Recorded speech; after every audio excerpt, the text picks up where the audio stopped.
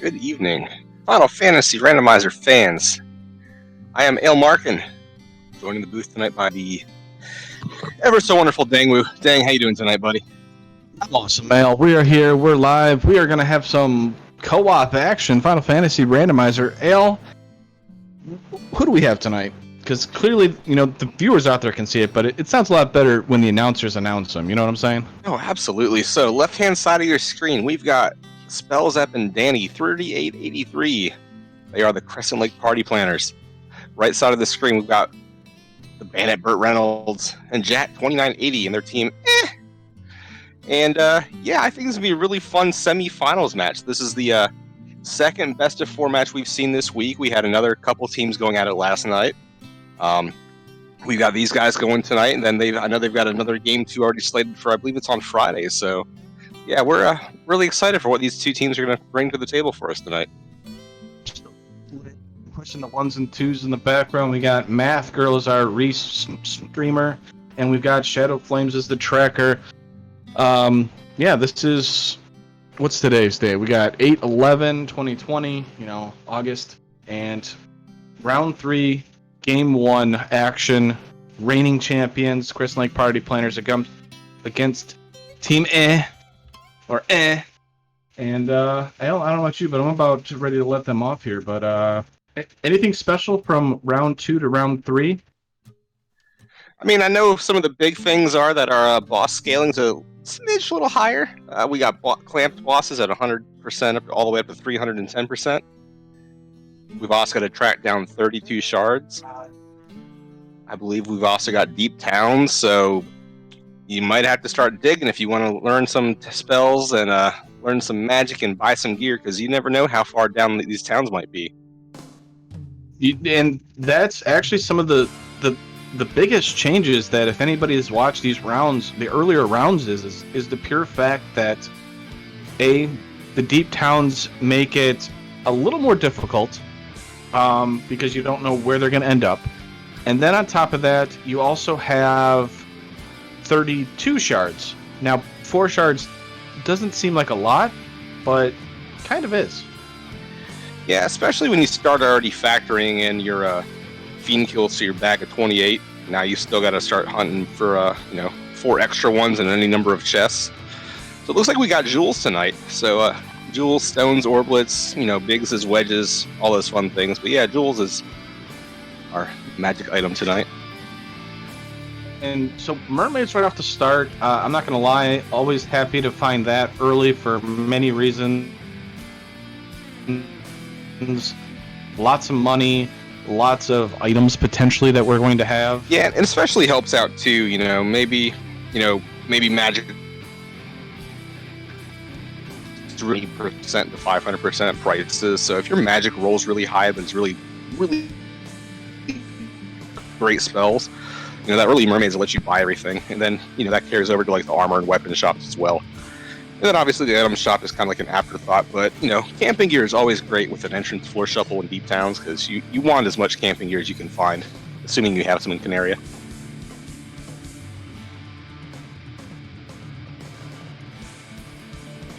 Absolutely.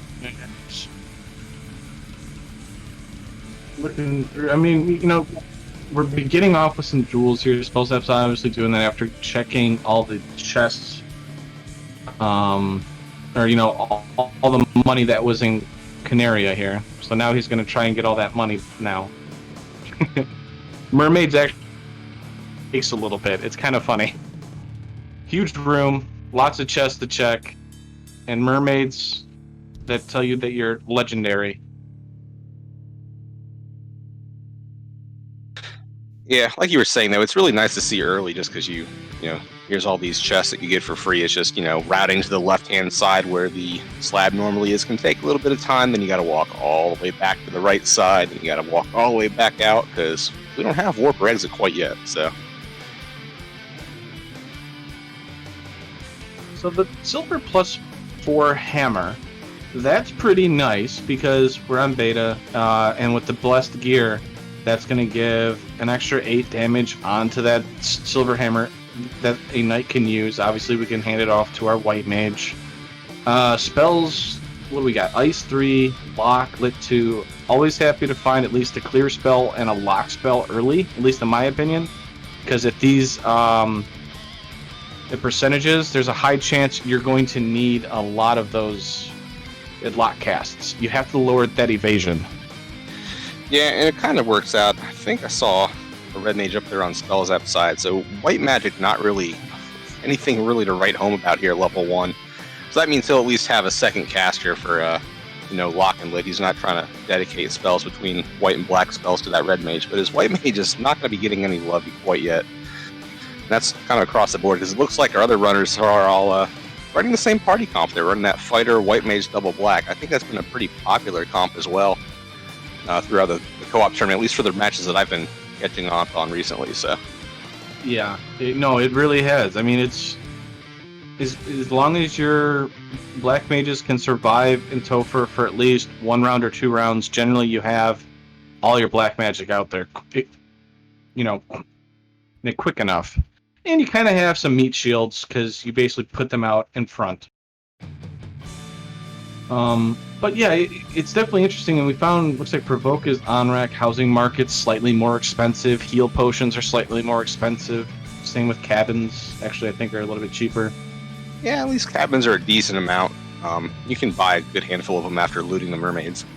So it's kind of nice to see. I'm assuming we didn't see any camping gear in Canaria, because otherwise we would have bought some tents or something of the sort. Hey, look at that, level 7 nuke. What slot was that in? I didn't see it. Was that... that was second slot, I believe. That is Black Mage learnable. Yeah, I think it was pretty pricey, but, we'll get there. So, unpromoted, level 20. A Black Mage can use it, so that's something to at least kind of look forward to. We found Temple of Fiends. That's got a jewel. That's always exciting. So for anybody out there that doesn't know, the 4 shards in the original game have split up into smaller pieces, or shards, jewels in this case. We got to collect 32, as the co-commentator El Markin had pointed out earlier in the broadcast. Lich and Carry, once you walk on their altars, will give you 2 jewels.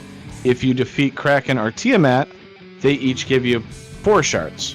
So it can add up very quickly, and at the same time it won't add up very quickly, because there's a whole bunch of jewels that are spread out across the entire world, and we get to check a bunch of chests because we like treasures. Oh, absolutely. Treasures are fantastic, especially in these shard hunt seeds. It's it's kind of like the box openers, like dream come true, essentially. It's you really like opening boxes. Well, congratulations. You don't have an option right now. You have to open boxes if you want to beat the game. And as Math Girl points out, it is kind of like a Triforce hunt. The Triforce has been shattered, and we have to piece it all back together. Yeah. Ooh, Gurnaga, take it. Yeah. Although it's clamped, so it's going to have a buttload of HP, unfortunately. And I guess, Ale, while we got a little bit of time here, kind of a lull in the action, since there hasn't been a whole lot of craziness that's going on, we should point out the blessed and cursed items, because that's probably one of the main questions that we get. And for that, it's essentially, per weapons, it is plus or minus 2 damage, 3 hit, and 1 crit per point. Mm-hmm. And for armor, it's essentially 1 absorb and 1 evade per point. Unless it is a chest piece, then it is plus 2 absorb. So it's definitely swings. You could find certain situations where the Sun Sword has become very good. The Vorpal becomes, heavy reliant on your crit to heavy reliant on a crit, but, katana damage. Masa becomes really good to insanely good, or average. I mean, even a negative Masa is still better than, I'd say, almost every sword in the game, depending on how it rolls. Yeah, that's true. One thing, though, Alpha, there is I do like the Alpha changes, because I think it really changes it, because it changes the crit rate by 3 instead of 1, and I think that's an interesting change. But that's, something for later on for everybody to kind of learn about. Yeah, exactly. And the Blurst weapon, you kind of touched on earlier with that silver hammer. So in the absence of, any decent rolled like starter swords that you like to see, like maybe the sabers or the rapiers or the falchions, things like that, a silver hammer can put out a little bit of damage. I believe Spellzap's got one on both of his fighter and his. I'm not sure if it's the white mage or the red mage at the moment. I think it's the white mage, the bottom character on his team. So, I mean, he knows it can hit some damage. He does have Ice 3, at least on his 2 middle characters, so he can put out some damage. A little bit across the board. Still kind of reliant on that hit, so it's nice to see they have a hit bonus there. But yeah, it's one of those things that does take some getting used to. It does kind of throw you for a loop, especially when you start throwing in, like, the item magic on the weapons as well. So right.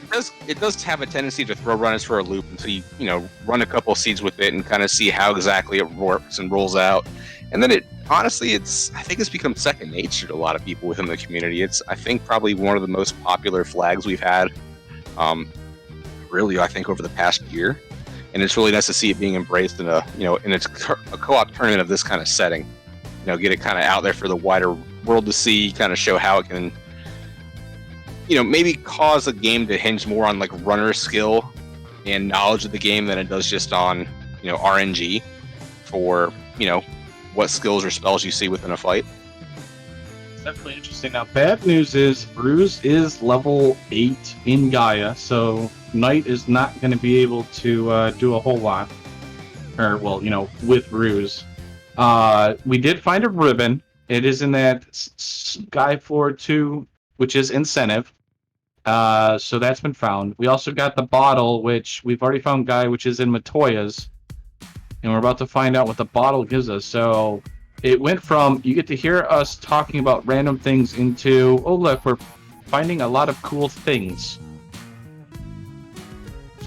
So I'm kind of a little worried for our runners though. So we've really only checked 5 or 6 entrances, and we found all the endgame towns. We found Lefane that was a little bit deep. We found Guy and we found Honorak. So yeah, we can see what all the level 6, 7, or what all the level 7 and 8 magic is. But we still got nothing but that Ice 3 and that, I think it was Lit 3 to rely on. So yeah, and we should probably touch on this because of the slight deviation. We have Bert and Jet of Team E versus, against Danny, who also has the Fighter White, the double black. They have access to that level 8 temper. Spellzap doesn't.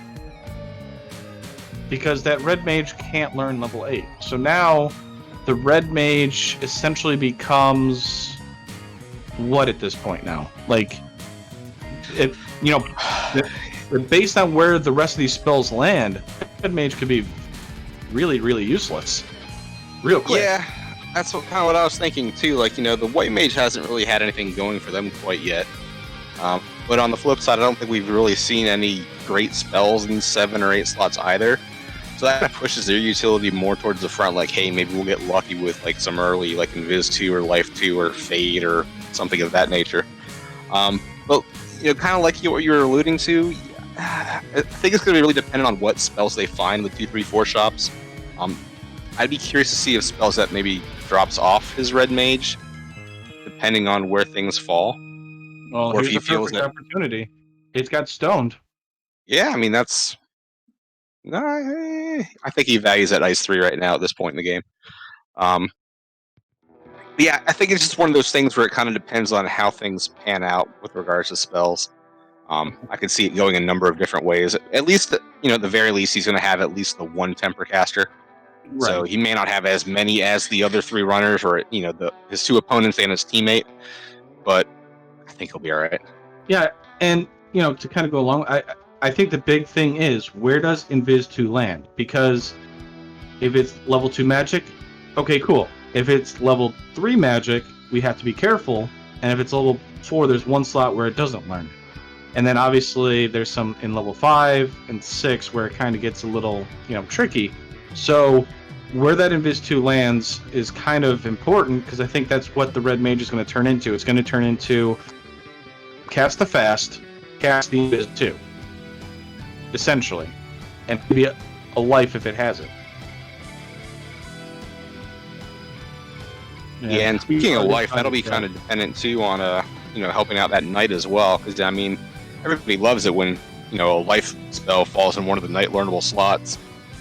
So, really kind of crossing our fingers there because that's what everyone's relying on for their melee. It looks like we have no thieves anywhere. Black belts are banned for the co-op currently unless both teams agree to it, and clearly we didn't have that kind of agreement going on tonight. No, we didn't. And I mean, so far, so we got a waterfall. It's procedurally generated, as you can see. What does that mean, Ale? I'm gonna let you do it because I think you'll explain it a lot better than me. Yeah, so procedural generated waterfall. It's basically throw up the map to your daddy's waterfall. The room in the robot could literally be anywhere. It could be right near the stairs, kind of like what we're seeing here, where you just go around the corner and down, and it's right there. Other ones you may have where you end up looping the waterfall left to right because somehow procedural generation map says, "Hey, you really like walking in circles, don't you?" So it's kind of a nice throwback, or adds a little bit more challenge to the run potentially. It all depends on where the waterfall lands. Sometimes they can be easier. Sometimes they can be just absolutely brutal to try and navigate your way through. Poor Danny in the bottom. Oh, there's the cube find. Okay. So what he's going to do here for Jet, bottom right, he's going to wait. Basically, that cube is going to send to a neutral server. Once it reaches that neutral server, it is sent over to his teammate, which you'll see in about 2, 1, anytime now. Of course, it's going to prove me wrong. It's going to wait a little bit longer. But sometimes the server just wants to do server things. Yeah, so it goes to the neutral server, then it gets sent to his teammate. I'm assuming with him moving, as you can see, it's flashing yellow. It's saying that it's being transferred. We should get a confirmation at some point. Yeah, you just want to hope that confirmation comes before you do something like take a wipe, though. That is probably the most terrifying thing is once you start moving, if you get ambushed and you just get obliterated, that is the most feels bad. Because it's okay if you don't get ambushed. But when you do get ambushed, you have no control over when you're dying. Yeah, exactly, and sometimes I think I've heard something like send instantly, but it may not update for 15 seconds, things like that. I've heard other times where there's both a send and a receive delay, so I'm not sure exactly which way it works nowadays because again, conflicting information. But it's one of those things where if you get the item, you reset out of it right away, or if you get the item and you get ambushed and everything, that's kind of where it can go sideways for you. Yeah, but the good news is once you find... Oh, and there's Canarius, so we've already defeated... Ooh, Jet has not defeated Garland, so he can't do the turn-in. Hey. Burt Reynolds is the one that did it, and Bahamut's were able to do promotion early, so yes, please. Yeah, spells that have waiting. I think he got through that ordeal really, really quickly. I think it only took him maybe 1 or 2 misplaced pillars to get through the pillar maze, but yeah, gets the tail out, and then I think the very next thing that he checks was Bahamut. And for these party comps, that's absolutely fantastic. As soon as you find the end game gear, you can go ahead and grab it. Once you have money for the in game spells, maybe not grab it right away depending on your levels, but at least it may prevent some backtracking depending on your routing. I mean, so the funny thing about that is, right, Spellzap was able to escape out of ordeals, right? Walked out, because the spike tile can be potentially dangerous. And I'm kind of having this is what happened to me, it was kind of funny moment where, I checked the ordeals incentive, and I reset out once my partner had gotten the item because I was so afraid of that spike tile. And I ended up going back through it, and it was a Gur Imp and Imp tile. I mean, sometimes fear of the unknown on that spike tile, especially when you're diving these mid to high level dungeons when you're still fairly low level and ungeared. That fear of that unknown spike tile, and I don't want to lose my progression, or I don't want to lose my items, or any of that fun stuff. That can really be kind of a big deciding factor in diving some of these early things. I think co-op makes it a little bit easier because you get it, you wait. If you die, you just get it back, so there's nothing really lost from the treasure boxes and the XP. So that's always nice to see, but it's definitely something to always keep in mind when you're running these kind of flags. Oh, you're taking a piece out of that poor white mage as it goes down for Jet. So, I mean, a lot. Okay, so we found the Q block. I didn't see where the Q block went off to. Well, I don't think he went through there. So he checked the spike tile. It was Gersharks and Wissahags, and I think he was getting through that fight. He made it quite all the way through yet, and so he decided to back out and say, I mean, that makes sense. It's unfortunate. Oh, it's unrunnable. Oh, fantastic. And we finally get a look. Danny shows us the Garland kill with the princess save leads to the slab. So we need to find Melmon, translate, and then we have Lefane, which we already found. yeah, I believe it was buried in Dwarf Cave, if I remember correctly. Or rather, the Dwarf Cave entrance, because, Dwarf Cave isn't in the Dwarf Cave spot today.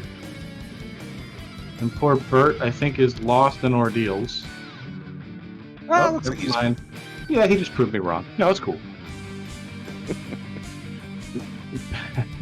The bad men living up to their name. They are bad men. Mm-hmm.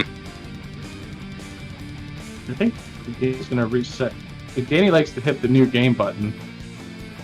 She just likes to give the commentary mild heart attacks. That's all it is. It's like, oh no, did someone lose their save? And it's like, oh no, it's just Danny trolling us. It's fine. Yeah, that was kind of terrifying the first time she did it. I was like, wait, Danny, no.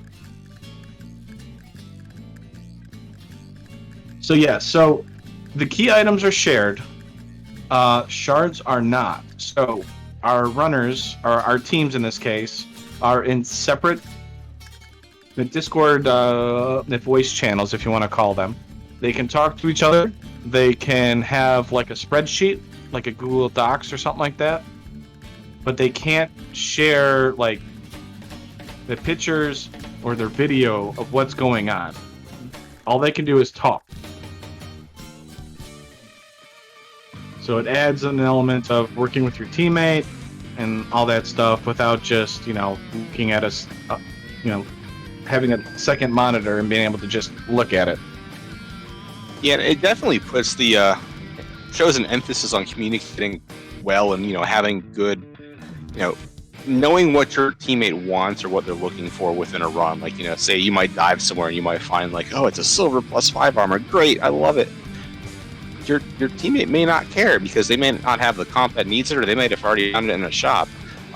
So it really kind of comes down to just having that good communication back and forth and just saying, hey, there's shards in these spots, there's endgame gear in these spots. Here's the quickest way to get there. And I Dan, you know that better than I do since you're currently in the co-op tournament. So I'm sure you can attest to that. Yeah, it really just comes down to tracking and like Dang said, key items are shared. Everything in a box isn't. You gotta go get it yourself. Yeah, and it really it's really interesting. I know we're doing a lot of kind of explaining of the mechanics of co-op. There's not a whole lot. I mean, there is a lot going on in the race itself, but like to explain, since it's relatively new still, this is our second annual co-op. So explaining a lot of the new stuff is kind of what we've got to do. But yeah, so it's a new challenge for everybody, just because. How do I explain this, Al? I mean, honestly, it really kind of changes up how you have to approach the game. You've got to coordinate with your teammate. Say, hey, I'm gonna go check. Maybe say Dang and I are on a team, right? And I'm gonna tell Dang, hey, I'm gonna go check Matoya's spot and provoke a spot. You head south. You check Elflin at Elflin Castle. Let me know if you find anything great. And then you constantly have to be doing this back and forth to kind of figure out your routing, and you have to adjust it on the fly based on what kind of key items you find and where you find them at. So it really kind of changes it from here's my routing. I'm gonna go check here. It's you like almost have like a second person or like a second you that's kind of running these things alongside you and finding all the stuff as well. So it's having that ability to kind of adapt to even more information coming into you like 24/7. It really is just kind of wild once you actually get in there and start doing it yourself. Finally, Crescent Lake Party Planners has taken the exploration lead. We have found the canoe. It is in a cube block room where Jet could not bypass because he couldn't take out the Gersharks and Wiz Sayhags. Crescent Lake has the lead now because Danny with one character was able to barely make it through, and now we have the Volcano open, we have Ice Cave open, and we have Ordeals open. We don't have the Northern progression, so we can't go into Mirage, and we can't go into Onrak right now. Yeah, but like you guys were just seeing too, if you were watching Danny's screen, she just walked up to the river and stood there. And then she got that little red message at the top of the screen saying, Danny's received canoe, and as soon as that pops up, bam, right into the water, and she can start going. So it's pretty instant with once you get the items, the game treats it just like you picked it up out of a box or got it from an NPC. It's pretty fantastic. Outside. The only downside is when you're doing a healing, like you're trying to heal, and you receive a key item and it misplaces where the heal potions are, and messes up your entire setup. Yeah, you get in rhythm there. Ooh, we got Provoke and Volcano. This is a big find for Danny and Spells App, depending on what's in these magic shops. Heal 3 and Fade and White Magic. That's really nice. Yes, the tail ended up being transferred, so that's good. So there is a slight delay on each of our runners. They all started at little different times, so it's going to be a little... They're not exactly synchronized right now. But so Team A is able to get their promotions now. They need to get through that Q block, which is in Crescent, where Spells App is at. Danny's at Volcano, taking on the Pirates, which had Fade, and there's Warp there. Hello. So, Spells App's Red Mage is going to be really nice here. White Mage still nice. Black Mage, at this point, you've got Warp. You've got level 8 Temper. Something we haven't talked about yet, though. We have item magic on, so that's, for anyone not familiar, that shuffles up what spells are cast by, the items in the game. So vanilla game, you've got your Power Bonk, or your Power Gauntlet that casts Saber. We may not have a Power Bonk or a Saber Gauntlet tonight. We might even have something like a Temper Stick or a Temper Gauntlet. So I'd be interested to see how the item magic falls out in this particular seed and how our runners adjusted that based on where the, big magic has fallen so far. Well, so we have randomized treasure. It's on the load setting, which is, I guess, normal. I think Falconic, one of the tournament admins, has basically said low wealth is essentially a normal wealth. So we're not guaranteed those item magics, as you're saying, but they could be there, and we could get 5 copies of them if we get lucky, or we could just get 0. Yeah, so it's one of those cross your finger moments. I think the only thing going in our favor with the low wealth and the item magic is the shard hunt. So we're going to be opening boxes. So it's just kind of a question of what comes first, the item magic or the shards, or the jewels in tonight's case. It looks like Team A is doing an eye grind in Sky 2. They found it, I think, off the power cycle. And so they're using that to gain some early levels. So because they got bounced out of the Q-blocked room, they are hoping to use the eyes to gain levels to be able to take out those Gersharks and Wiz Sayhags. So that's really heads up, plays, knowing you have a encounter short after a hard reset, and just using it to check these higher level dungeons that you find right off the first floors of entrances and saying, hey, what's in here? Right. Yeah, and so, obviously, Danny was able to brute force her way through, basically ran them over, and was able to get in there to find the canoe. As Spellstap was right there with her, was just about to, to begin diving with her, but once she made it through, it made it easier.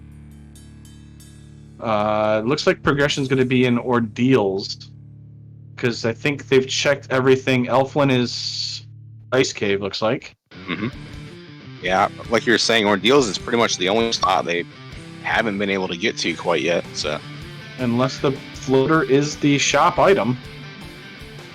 Oh well. Life Invis 2 is locked out, so the red wizard is going to be awkward.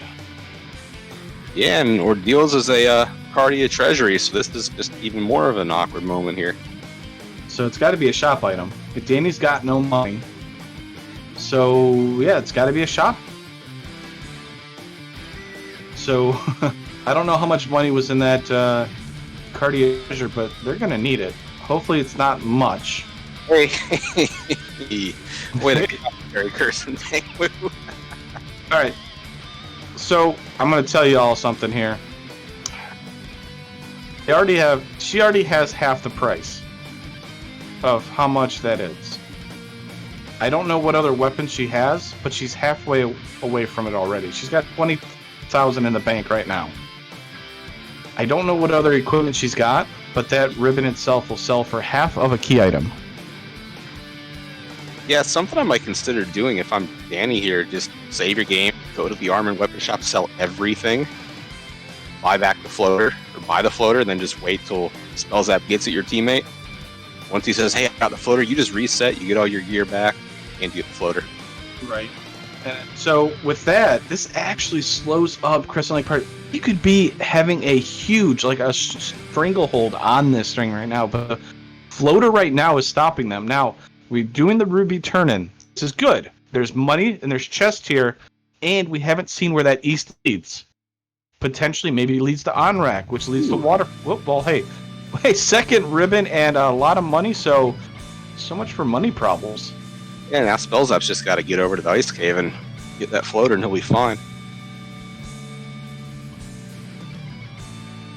I expect here, at least Crescent Lake Party Planners on the left, I expect Danny on the bottom left to canoe her way down to the airship dock or the airship desert and just kind of hang out there while Spell Zap makes his way back to the ice cave, because what will happen is as soon as Spell Zap buys the floater and it transfers to Danny, she can go ahead and pop it and get the airship and just get going. We don't have to, do all this fancy navigation, work our way back or anything like that. Yeah, and that's exactly what I would assume. And if I was Danny too, I might even just make my trip over to Northwest real quick and, do that real quick for the money. Because I know she missed out on some spells and stuff like that. Just get it and get it done. Real quick. You're already in an airship. There's the incentive, the ribbon's there, and you got 56K. You might as well just do it. And Team A is still being delayed. I mean, they're poking them eyes good tonight. I mean, they want those levels. And I mean, the nice thing going for them is the eyes aren't bad when it comes to cash either. So as soon as they make their way back over to the Crescent Lake location, go through the Q block, at least they'll be able to go through and get that canoe and do their way. Keep going on their way. They're doing the Nightmare Evil Man because the eyes had sleep into lit 3. So interesting. So they're doing that instead because Ice 3 kills the Evil Men, and the Evil Men apparently rolled low enough. So heads up play by them. They're getting a lot of money. They're getting the experience. So I'd like that play. I like the change. I think it's a lot more time compared to what they're doing. Oh, and then it goes right into the eyes. So it's actually like a 2-round grind. Yes, it looks like Jad. I think he's right around level 17, 18 from this grind now. I think Bert's just a hair below him. I think he's around 14 or 15 at this moment. So, I mean, they've been making use of their time. Just unfortunately for them, Spell Zap and Danny on the left-hand side have also been making use of their time just in a different way. They've been doing a lot of exploration. They found more towns. They found, their key item progress that they were really kind of looking for. Right. And now the world's open to, and I think the only town we haven't seen now is Melmond, because we just found Crescent Lake over in Titans West. It's funny because Danny went over to Sarda. Sarda ended up being the C-split, and I don't think I've seen her leave so fast. I can't blame her. The C-split and Mars split, when they're connected, is the worst. When you don't have extra warp, oh, the worst. I think she's got at least warp. I'm not sure if she's got enough levels to have enough charges to rely on it if you do get one of those really deep dungeons over there in that C-split location. Looks like we're going to find out in just a second. She's going to go back and make this work, I think. Yeah, I guess I should...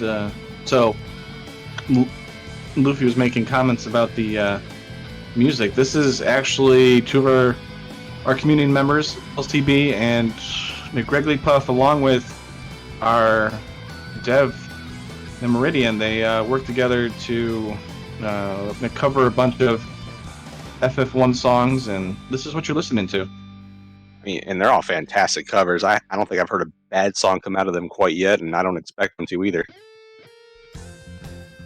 It was definitely one of those things. The runners said we didn't have any safe audio, and I kind of sent a message up to Mathgren and said, you need to have these, and you need to play them then. All right, so it looks like C-Split right is down to Matoya. I'm not sure if we've got the crystal quite yet. This might be something we come back for. Cool. I mean, it's a crystal, right? Yeah, right? I mean, maybe she's particular about exactly what kind of crystal she's looking for. It's the new game again. She's playing with fire here. Danny, please. I think my heart dropped. I saw it twice in a row, and I was like, "Oh no!" Didn't know where it's happened, but no, she's just found a way to really get to us tonight, dang. Well, that would be the worst time right now. They've got a huge lead, exploration lead right now. Mm-hmm. You know what I'm saying? Like, this would be the worst time for that to happen because, I mean, yeah. And Lit 2, I'm surprised Lit 2's coming out for this. I guess Lit 2, 3 would probably do about around the same. Yeah, I mean, it's a couple less button inputs going between and do great things. So. Look at that. That is horrible luck. Literally, DDDDD got punched in the face. You know, just targeted. Yep, and then CCC took it, and now we're going to try this again. Oh, this Wissahack Gershar tile's not being very kind to Jad. I mean, I think he got through it the very first time he saw it, but decided that discretion was the better part of valor, and backed out to save. And yeah, we haven't been able to get past it since then. So, Vorpal, we found an endgame weapon, but it's -5. Basically, it has 14 damage, 5 less crit, and it's going to take 5 extra levels to have the same amount of hits that it normally would have. I mean, I think it's just really... That is a wet noodle. Striking. Yeah, it's just striking that the weapon sprite for the Vorpal's a feather. And I think that especially rings true with when it holds -5. Look, I make fun of it because right now with the -5, it really hampers what the Vorpal can do. Okay? Oh, absolutely. I mean, I really like Vorpal, but like... Yeah, I mean, it has its place, especially when you're fighting potentially 300 plus statted clamped bosses. But when your entire premise as a weapon relies on critting, and you just lost 5 crit, it's no longer the premise of you as a weapon. Right. And, okay, so the white mage is trying to tank as much damage... Oh no, we have a stunned black mage. Lit 2 low rolls the 1. I mean, we might be okay. I believe in you, chat. Hey, turn order.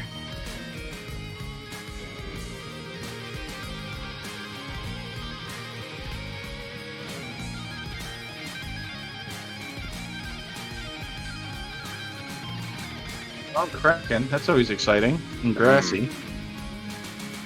Yeah, no Brack and decent clamps. I don't know if I want to see Kraken quite yet. It's fine. There's no way that she wants to, you know, rip you to shreds. Jet probably kicked himself there. Said, of course, I should have just went through this. There's the canoe. I was going to say, especially when this canoe pops up here. I mean, at least he went back. He got some levels off the eyes, off of the Sky 2 floor. You know, he's got some cash, so assuming that he goes and routes in Volcano and Ice first, you know, he should be in a decent spot to go ahead and pick up the floater right off the bat. So he shouldn't have to, you know, back out of that or anything like that. And so, interesting. Picking up the flame -5, Danny with that ribbon, I think Iron +1 is going to be better at this point. Or even that silver +3. Right. But the Iron +1 is definitely going to be the better option, because we already have the ribbon, which gives us protection. Peds are blocking the better spike tile. So we have a potential for really good items. Team A on the right-hand side, they've got to go to Ice Cave, and they've got to purchase the floater for about 40,000. Good news is they grinded a bunch of eyes, and they won't have any issues. Yeah, assuming that we don't get caught in Spellland, because Elfland's got 4 magic shops. That is kind of where it starts getting pricey. So if anything, we might buy some spells. As long as he's over the 40k, he's fine. If not, we can do what we talked about earlier: save the end, sell off a ribbon, buy it, reset, get your ribbon back, essentially get the floater for free just a moment of your time. Yep, and so there is the crystal turn-in finally. That leads us to the chime. So Mirage is now open to potentially lead us to some weird land somewhere. Danny decides to take on some more EXPs accidentally. I mean, sometimes you just got to show the centipede who's boss, and you've got Ice 3, you've got Fade, you've got a reason to do it. And they are a little bit lower level than Team is on the right side, thanks to that eye grind they did. I remember seeing Spells at doing it, I think once or twice. Just took a handful of fights when he found that floor. But yeah, I mean, levels are definitely in Team A's favor at the moment. I was gonna agree with you there, but look at Spelltap's level 16. Oh, he is. He's going too fast on his menu for me to see it. Danny's about level 14. So this is one of the things that I was talking about before. Is exploration over early grinding. To make it easier. If you do the early grind, that's fine. But if the exploring team is not punished, then that early grind kind of hurts itself in a way, because the early levels aren't used for anything really, essentially. And Spellzap, because of the easy fights he's gotten, I guess, or quote easy fights, he's the same level, but he's explored more. Yeah, true. And I guess the other thing that goes well with the exploring side of it too is with our scaling teammate, the runners do get 10% more XP per key item. So, I mean, as you can see, the tracker is a fair bit more lit up on the left-hand side for Crescent Lake Party Planners than it is for Team E. So, while not, double the number of items, hey, every little 10% adds up. It really does, because the experience in this is, pretty high.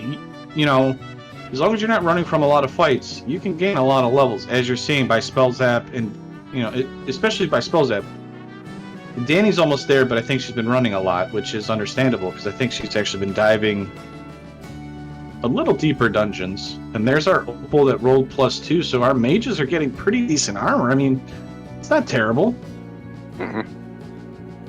Because I think silver rolled minus, coppers are, what are we really going to do with coppers? Even a copper +5 is be hard pressed to dethrone a gold -5. Right. Good old the vampires just hanging out. So Team Az got their floater. They're able to afford it because of their selling of items, as you're seeing by Jat right now. Yeah, so it looks like as to say, Bert's just like a hair ahead of where Jat's at on the restream. But yeah, Jat had to do what we talked about. So he got tempted by, I think, that Provoke armor shop.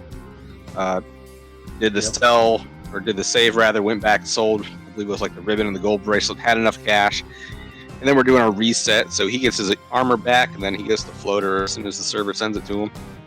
Yeah, that is the funniest thing too, is because Jat had 60,000 gold, heading into there, and used it all up. Look at that, he used like 50,000 and had to sell off a good amount. I mean, yeah, I'm not sure what happened. I'm pretty sure the Provoke armor shop has something to do with it, because when he got into Elfland here, he was down to 20. But yeah, I mean, both teams in the air now, 40-minute mark. Well, just over the 40-minute mark. Still, Spellzap and Danny, a Crest Lake Party Planner team, they've definitely got the exploration lead at the moment.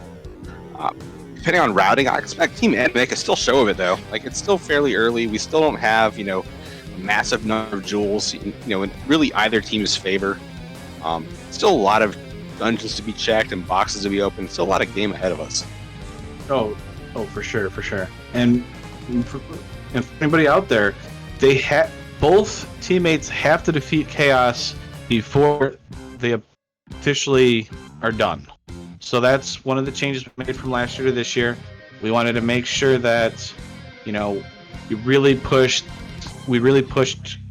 the team aspect of things.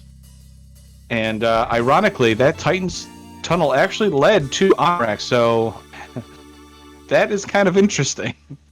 Spellzap could have made that the warp tunnel all the way to Onrac and then made his way up to Waterfall without the airship. That would have been an interesting little wormhole if anybody had tried that before going up to Ice Cave and finding the floater. Right. I'm kind of wondering what's going on over here, though. So, we've got runners everywhere. We've got people doing everything. Mm-hmm. I think Danny saw Ice Cave, and she was like, I'm just going to come back for this one. So I'm going to have to ask her what her thoughts are after the race on that one. I don't think she went and checked the boxes, though I may have just missed it.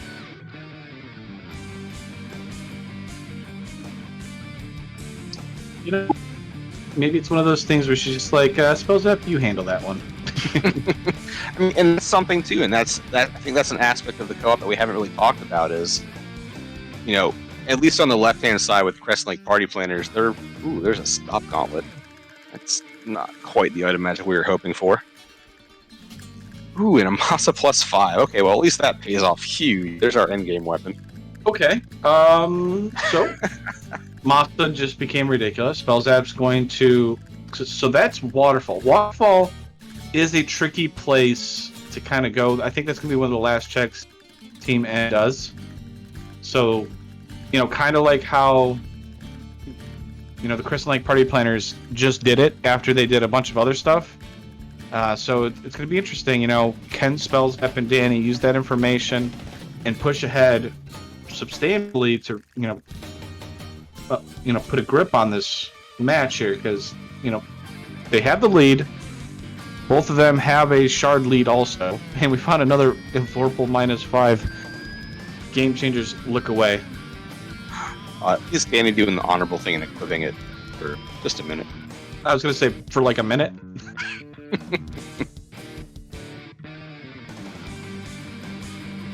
And we got cursor OP hacks by Burt Reynolds here. You can see the cursor that's leading the Light Warrior up to victory. Fabled 5th Light Warrior. And the fabled 5th Warrior.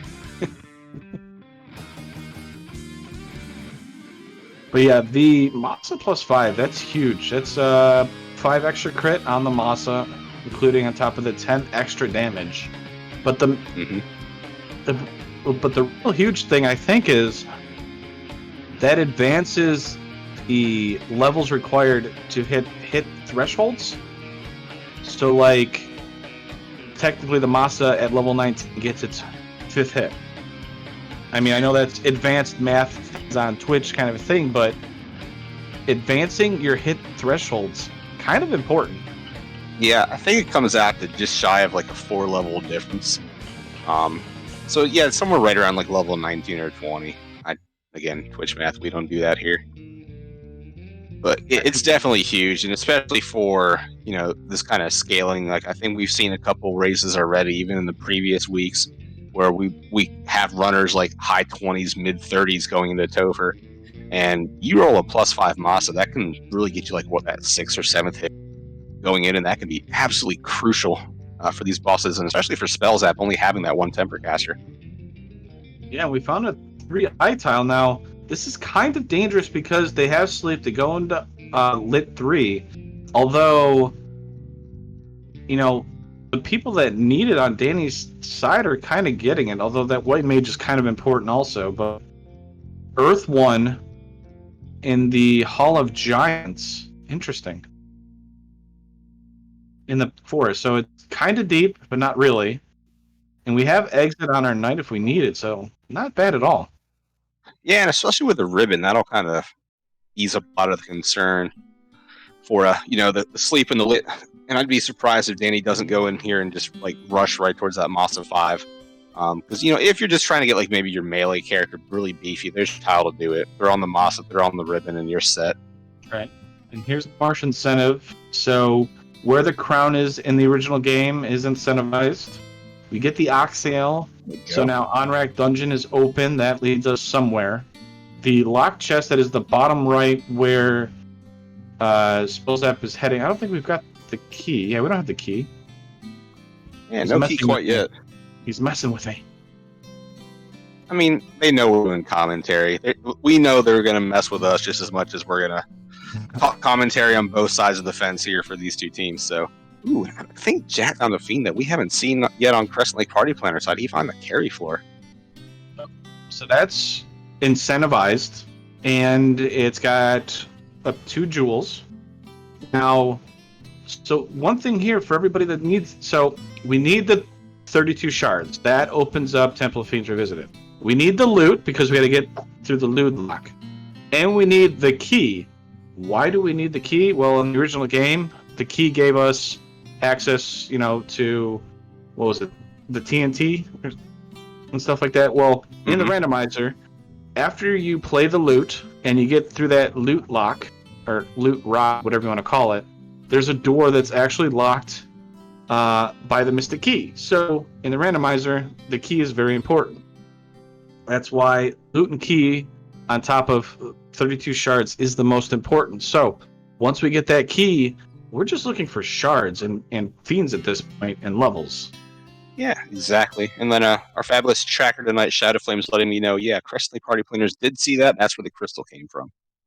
So thank you for keeping us straight tonight. There's a lot of stuff going on. We appreciate you being here and making sure we're giving out the right information, Shadow. He's always yelling at us. In the background, he did all caps on us.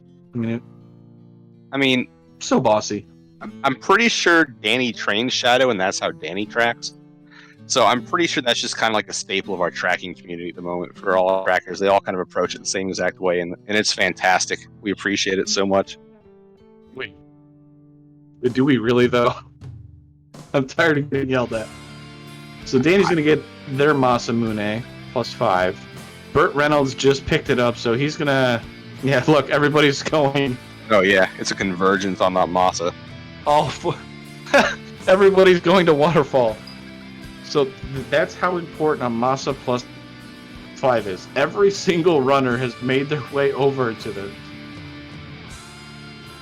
It didn't matter where you were in the world or what dungeon you were diving. It's like, hey, as soon as you're out, you may want to make a little trip. So, I do like how Shadow Flames does this. He's got the 10 out of 32, allows everybody to see how many shards they got to get. I really like that. Well done, Shadow. I mean, he's got better eyes than I do. I keep trying to look over as soon as people go into their menu, and they always go too quick for me, and a lot to keep up with. So it looks like the on-ramp submarine dungeon entrance leads to Melman. That's about right. I mean, the Melman has been submerged, and that's the reason why it looks like this.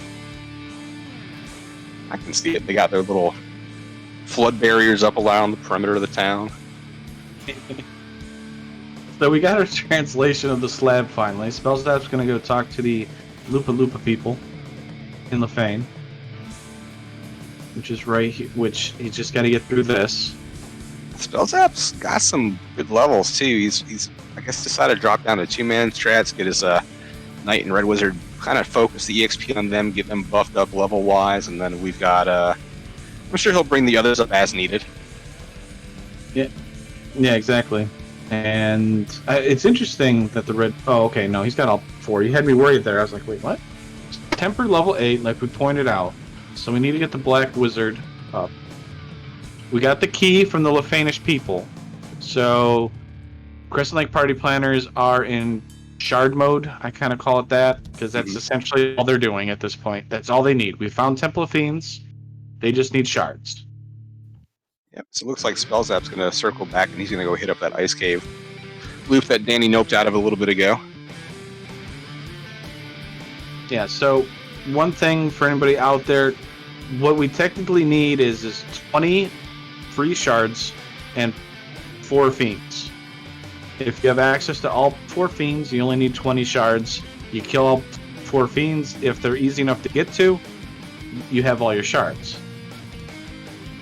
Yeah, I think that last part of what you just said is the most important. If they're easy enough to get to, depending on how these floors roll and what the contents of the boxes are, sometimes it might be easier to go and just track down 2 jewels in a chest dense area than it is to try and backtrack and try and remember where exactly Lich or Carry were and navigate, maybe 4, 5, 6 floors down to go get 2 jewels out of it. Look, I like to do that. It doesn't mean anything. It might have cost me, okay? But, it's fine. It's fine. Look, you just got to go where the boxes are. I mean, this, like we talked about earlier, like this is like the person who's their 4 -5. Beautiful. Yeah, but yeah, if you like opening boxes, Shardhead is definitely the way to play. Especially paired with like higher shard numbers that are required, kind of like what we have tonight with 32 being the absolute requirement for getting into Topher. Alright, so a lit stick, Dragon 3 sword, +3. Alright. Still better than the X-Cal. I feel like Gregory Puff is a little upset about the X-Cal. I don't know why. Yeah, I think I'm going to have to send him to get checked out for PTSD whenever he finds the X-Cal now. Like, just look away, Greg. It doesn't exist. It can't hurt you anymore.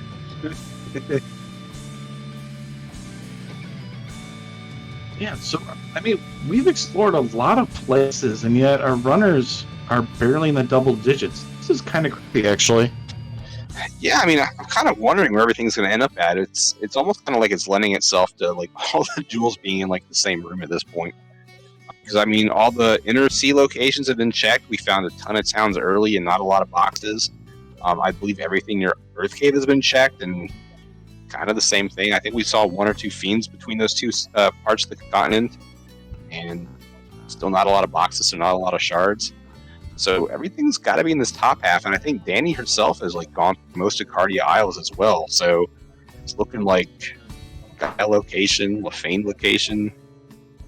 Just kind of wondering where everything's going to turn up at now. Now, I was actually just about to say, we haven't seen the Lefane location, and look at where Team A is going. Chat making the way down. Whizbam's got damage poison. Thankfully, we got 2 ribbons, so it's not nearly as terrible, but it's a very strong spell. Spells apps found Sky 1. I don't think we've checked this, so yeah, he's got to check a bunch of these. So, Yeah, I mean, good floor, 9 boxes. You're hoping 9 of them are duels at this point. Because that's going to really trim down how much you got to do and open and explore. Oh, there's Lich. So Lefane leads to Lich. That's 2 free orbs. I'm calling it free, especially if you've got Cake. Yeah, I mean, between Cake and that massive +5, I don't think Lich is going to have really much to say in any other kind of respect at this point. Good poor Lich. It's like he's just doing a buy one, get one free deal. So Sky 1 offers a silver +4. That's not bad. Oh, and look, 1 jewel, because I don't think there was any in the left-hand room. No, there was 1. So Okay, 2 in there. So 2 jewels, not terrible. Yeah, not too bad. Lich is getting lit too. Masa Swings takes it down, so that's 2 orbs for Jat there. We already had 5 hits, by the way, on that night. And about level 29 will be a 6th hit.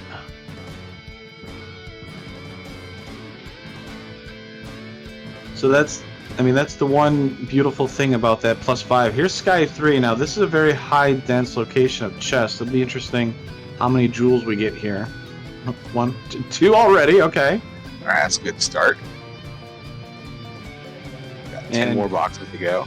Exactly. And look at all these people joining us in chat. Sir Linklot, Classic Gamer, Rubes, Luffy's been hanging in here all day. Karan's hanging out in here. Hey, Karan, how's it going?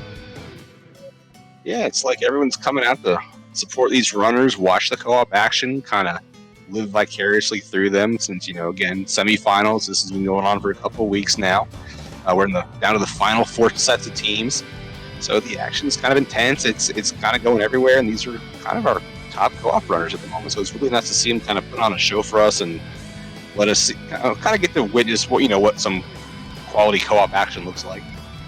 Exactly. And so one thing that I noticed is Red Wizards will have Cure 4. That was in that top slot of Melmon level 5. So that's at least learnable. So the Spells app's Red Wizard will at least be able to cast Cure 4, so that's a plus. Yeah, and hopefully that'll be enough to carry him through, because we've been talking about it for almost the past hour now, ever since we saw Temper at level 8. He's only got that one solo Black Wizard. Everyone else, including his partner Danny, they've all got 2 Black Wizards, so double the Temper, double the fun. So depending on how Topher rolls when we finally get there, hopefully that's not the deciding factor, because you really hate to see it. But I'm pretty sure that's part of why Spells Up already kind of did that little quick 2-man grind and got his levels up just a smidge higher than his White and his Black Mage. So Pro Cap plus 5 makes that White Wizard even tankier. I think that's about 12 absorb that it just got there from that shield slot, the Pro Cap. Or Pro Cape, I guess, if you want to call it. We're about to have a Kraken attempt. I think Burt Reynolds is making his way over here to take on Kraken. He's level 24. Knights up front. Bad Turner and a strong Kraken could make mincemeat of that Knight called Jat. I mean, you're here, might as well take a shot. Maybe Kraken rolled closer to that 100% mark and goes down in just a couple rounds with that pretty beefy Knight and that Masa plus 5. Hit Kraken? Yep, that sounds about right. Evasive, too. Masa hit 1 time out of 5 swings. This is a bit awkward. No, he had a fast go off first, so 1 time out of 10 swings? Oh, okay, you're right. Wow. So that's 10 swings, only hit once. He just hit there 4 times, so we're doing a little bit better. Kraken's being pulled on the bottom left. We're trying to get shards here. Give us the jewels. Oh boy. Jet, you need to learn to hit the broadside of a barn. There. The Kraken showed you how it's done. All right. So sometimes squid are quick, and you just got to be really good at it. Right? Who knew Crack? Oh no. Sleep 2 comes out. Jad is already swung, but poison smoke. Hey, that's one way to do it. I mean, that's clutch. I mean, that Knight would have been on his knees and potentially could have gotten sliced and diced by all those tentacles. One less thing to worry about. At least, now the other nice thing about co-op too is not only you passing information about gear and item locations, you can also pass back fiend location or fiend information as well. So I'm sure at this point Bird is telling his partner Jet, hey, if you go to fight Kraken, just try for the Bane and Brack, because she's ultra evasive.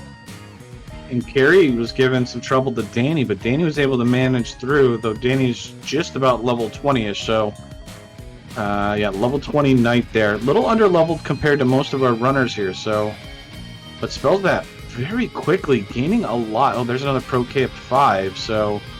I mean, our casters are getting pretty tanky here. Yeah, I'm actually thinking Danny might be in an okay location, assuming she remembers where that 3-eye grind tile was, or the 3rd eye grind. Because I don't think any of our other runners have found it yet.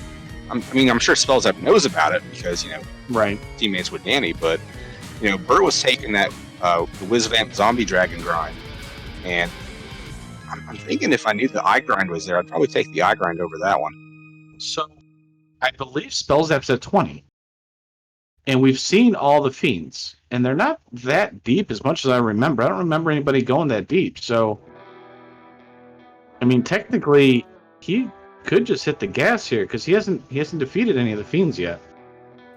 Yeah, I think the only fiend we really haven't seen yet is going to be. I don't think anyone's given a shot at Tiamat, because we do have a required War Mech tonight. So we haven't seen any War Mechs on the screen yet. So I think that might be the only deterrent at the moment. Is, hey, we're still here in a dungeon, we're checking, maybe let's get a couple more jewels and maybe I can route out having to go and kill one of these fiends. Yeah, if I like to take on Warmech just because it gives me knowledge of what's going on in Temple of Fiends Revisited, kind of. But yeah, if you can route out Warmech too, that can save a lot of time and a lot of hassle. Yeah, and especially with these clams, kind of like what you're alluding to with information, you know, maybe Warmech gets really spell happy and you see, oh, he's got a 3rd turn Cure 4. That takes a load off your mind for Topher because, you know, there's that Cure 4 out of the pool. So, well, okay, so to kind of go along with that is the reason why it's kind of nice is, so let's say Warmech launches off Bane, Zap, and what is it? I think Crack is in the Refiend fights. If all 3 of those are used by Warmech, guess what I don't have to worry about as nearly as much? Wall and my ribbon count. Because all 3 of those instant death spells are gone. They're out of the pool. I don't have to worry about them. I don't have to worry about bad luck or anything like that because it's not in Topher. You know, if I happen to see a nuke, you know, a couple nukes or a couple nuclears, those are out of the pool. Cure 4, Slow 2, you know, you see those spells, that changes up how you can approach going into Topher, and that can substantially increase or speed up, you know, your Topher dive over let's say Team A in this case, if you're the Crescent Lake party planners, because you have that information. Yeah, and that's kind of the heads up things that, you know, might differentiate a run. I mean, how many times during this tournament itself have we seen runs that were decided by minutes, if not seconds? And having that information of, hey, I just saw 1 extra spell out of Warmech, you know, can kind of change up maybe your first round of combat with one of the Fiends. You decide to go more offensive than defensive. Yeah, and I mean, I guess I'll give a little insider stuff. I mean, that's kind of, I'm more of the, I guess if you want to say it, a defensive, take it slow kind of Fiend person. So it kind of helps if I'm like the first one that goes after the Fiends, because then I can relay that information over to my partner, Gregley. So if I'm the first one in there, generally I'm going to see a lot more spells and skills, and I can relay that information. Yeah, and that's something too, is, you know, it's, I'm curious what their thoughts were. I want to make a note of it to ask Team E afterwards, like if there was any kind of planning or thought process behind them both taking the same party comp. Because I think the thing I've regularly seen throughout the co-op tournament is one person might take a comp that's maybe better suited for like turtle strats, like I'm going to get all the defensive spells out, I'm going to buff up, and then we're going to take out the Fiends. And then the other party member may have a more offensive heavy comp where it's just like, I just want things to go away in like 3 rounds, and it's either them or me, and hopefully it's going to be them. So I'm curious to see what their thoughts were with both kind of running the same party comp, if they were just kind of, you know, hedging their bets on really good magic and really good gear and not needing to be super defensive, or if they were just saying, that's what we wanted to do. Team I was going to say, I think they're going team But no, so that is the one thing that's been going on in this, has been the fighter white, the double black. I mean, it's been ran, I'm going to say close to 85 to 90% of all the teams throughout the thing. I mean, there's the occasional, I've been running the fighter thief, the white black. Sonny ran thief and rainbow, and then he's also ran the fighter thief, the white black also. I haven't really seen a whole lot of any other, you know, things ran except for maybe the occasional fighter rainbow. Yeah, I believe it was one of our earlier teams, Falconic and Wilcliosis. They, Falconic at least, I believe, was running double fighter strats. I mean, there's been some variance, you know, throughout the different brackets or the different stages of the brackets, but I'm kind of thinking like you are, as we get down to like the final, you know, we're in the final 4, as we get down to the other half of the games in this particular part of the bracket and with their final matches, I'd be curious to see if we see kind of just more parity between the two, like, you know, both teams both taking, or each member within each team taking the same party comp, and then each team taking the same party comp as the other, so it's just everyone's taking the same exact party comp. Right. And I believe Danny has reached about 20 shards also, but she's already defeated Carrie, so she needs 22 before she's technically in, I guess, go mode, kind of like what Spellzap's doing right now. I mean, he's just been busting around everywhere, with the notes, and it looks like he's grinding off of those Gershark with Sahag. So I think he's happy. He's going to be going for it. Mancats and Medusas are giving trouble to Team A over here. Burt Reynolds, 2 characters are stoned. And that level 7 nuke paying off, though. Right? Thankfully, we bought softs. That is an awkward feeling when you don't have softs. Oh, absolutely. So I like Spellzap's choice of grind tile here just because it kind of serves a couple different purposes. One, obviously, hey, 7k XP per fight when you have all 4 people up is really good XP. But the other side of it, too, I believe this is right above Dwarf Cave. I think he's just got to go down 2 floors. So he can turn into TNT, and we can see what that leads to. I'm assuming probably the herb, which will turn into something else. The other nice thing is, hey, we've got the Dwarf Armory there. There's 8 boxes, I believe it is, down there. So yeah, you pick up a couple more jewels while you're down there. Yeah, exactly true. And so, kind of look at it, Burt and Sky 3 just picked up 2 more. So he's around 18 shards-ish, we'll say.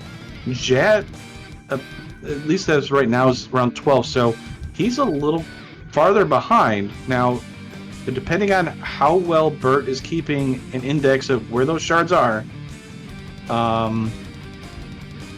he could do a very quick catch up here. They don't have the key, so they can't do the TFC check. I'm always a fan of the TFC chest check. Yeah, me and TFC have a rather tumultuous relationship, but I mean, it's great to check it when you have the key. It's even better to go back and check it when it holds progression.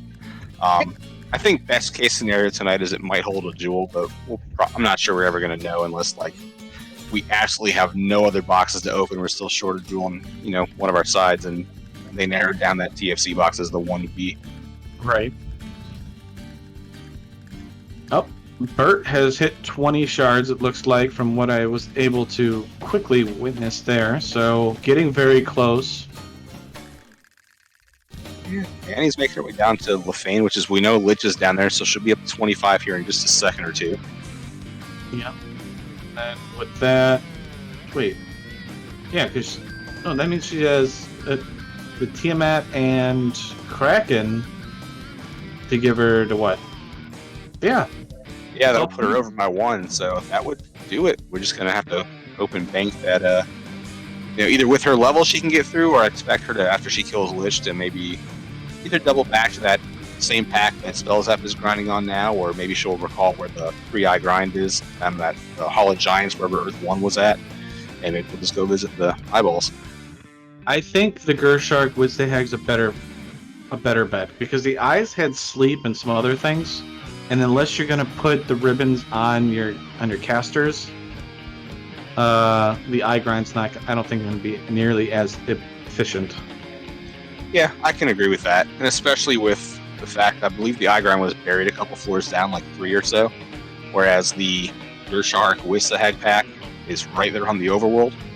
Well, essentially right off the overworld, so you can just easily warp out, use a house, and 10 seconds later you're right back at the grind again. Yo, we got more friends. Randomizer 2 has rated us. Welcome, Raiders. Welcome to the 2020 Final Fantasy Co-op Tournament. This is round 3, or the semifinals. Game 1 action. Crescent Lake Party Planners, the reigning champions of this event, up against Team A. And right now, on the left-hand side, Crescent Lake Party Planners, I think we're going to say is at an advantage. And yeah, a little bit. Danny pays off. Danny, you are my hero. Cakes Lich. Automatic champion in my book right there. I'm just curious how Danny knew it was Lich's birthday. And for everybody out there that doesn't know our voices, my name, my voice, I am Dang Wu, or the Cake Boss himself. And to my right, that is Al Markin, the bartender. We're here broadcasting this, hanging out with y'all. And game 1 action. So it looks like Spellzap just got done grinding. Wonder what's he going to go do. What's he going to off doing? I'm thinking Spellzap is going to go hunt down where Kraken was. I think he's going to go hunt down where Tiamat was, and I think he's going to go hunt down where Topher was. Maybe That not in sounds- that order, at least not the first two, but definitely that third one. Oh, so Free Enterprise rated us. Thank you. We really appreciate that. Welcome, and I hope you enjoy it. That would be great. I'm going to talk to the developers if we can do that. Wait, no, that sounds awful. So we know Kraken has 15 hits. This is Kraken 1. Very evasive. Jet does not have Brax, so he's going to do it the hard way. We're going to say it's the hard way. Invis 2, raising that evade. Lock 2.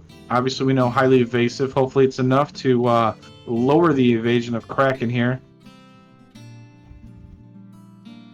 Slow misses the Knight. Lock 2 more. Sweet. The Gregley just realizes we got a raid. Thank you, Gregley. Well, he was waiting for your notes to update, that's all. Oh, that's what it was. In that case, then he's going to have to wait a while because my notes never update properly. More locks. This Kraken is a slow turtle at this point. I have to admit, more locks are coming out. This poor Kraken Yeah, here. I mean, I think we're up to, what, seven or eight locks that are being cast right now? I was And we're really still hoping. hitting I was for really 6 hoping hit. for one hit. I was really hoping for one hit after all those locks. That's really absurd. You've got to assume that Kraken at this point rolled pretty close to max evade for still not to have a whole lot of hits going on. It's better. 10 hits, 425. Yeah. The downside is, I don't know how much HP Kraken has because Jet's partner Bert got the cheeky Bane kill on Kraken earlier in his dive for the 4 jewels. So we're not sure how many more rounds of this we've got. Should be almost dead. I'm assuming one more attack. Here's a nuke. There it is. There you go. And there's the 3-eye grind that you were talking about, Ale. Danny decides to do that instead of the Wisehag Gersharks. Takes him down pretty quickly, earns about the same amount of experience. So as long as those sleeps don't keep those casters from doing it, or from casting, this is going to be a very beneficial. Now the advantage is she's able to cast Ice 3 instead of Lit 2.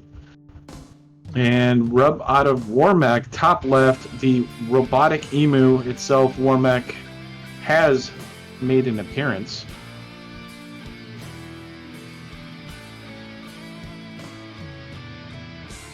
So far nothing. 6 hits, little evasive, little armored there. I mean, I think this is going to be okay. Looks like he's going full offensive here. I haven't seen him cast a whole lot of defensive. Oh my goodness. There we are. That Warmech rolled about the vanilla HP, about 1,000. Okay.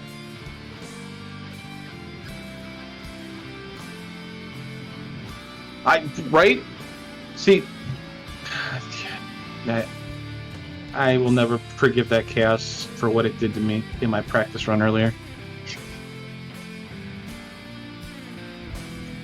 Oh, sorry. Right. Okay, so let's talk about things that actually matter here besides my awful seat I practiced in. Okay, so Warmech showed us literally nothing. Nothing. Like Yeah, I literally all we know is there's a rub out of the pool. Yay. I literally went on a spiel for like 3 minutes trying to say, the benefits of taking on Warmech, and the Warmech just, leaned over and just fell over. Like, there's nothing to it. But, they do have a mouse of +5, so anything's kind of easy. Yeah, I mean, so far this team has been a little bit evasive, and there goes our last temper charge. And we got lock 2. We do, and it always hits, which is fantastic. Wow, the team has got some HP. We're about 1,800 damage we've done. 15 to 1,800. Team is slowly creeping up with their shard count here, or jewel count, so it's going to be interesting here, because I think Spellzap's in a decent lead at this point. It's going to be interesting. I think it might turn into Team E versus the Danny here in Topher, because I think Spellzap's got a big enough lead and then it's just going to come down to how much information can Spellzap transfer over up to Danny and take advantage of that. Yeah, and I think it's smart here too. Like, he took out Tiamat. I'm sure he's told Danny, hey, Tia is pretty evasive, has a huge HP pool. Just keep doing your grind until you get to a good break point. I expect her to probably take her Knight maybe up to like the mid to high 30s, just based on that Masa +5 roll. Our tracker apparently is a mathematician, able to say that Tiamat had about 2,600 HP, so that man can count. Lit 3 Quad X, I kind of like the Quad X. Although it's on a nuke thing. Oh, there's Xfer. So Tiamat with 2,600, I mean, obviously if we had Brack, definitely makes that probably a lot easier. We don't have to rely upon casting all those, tempers and locks and fast and stuff like that. We just hope for that, what is it, a 25% chance to hit? Yeah, and I keep missing how many spell charges Spellzap has for his level 8 slot for his Black Wizard. I can't imagine it's too many. I think he's probably got, 5-ish on them right now? Maybe a couple more.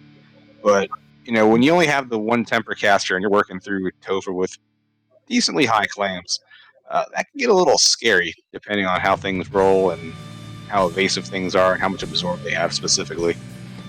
Yeah, it does. It definitely, because we have a Vorpal -5.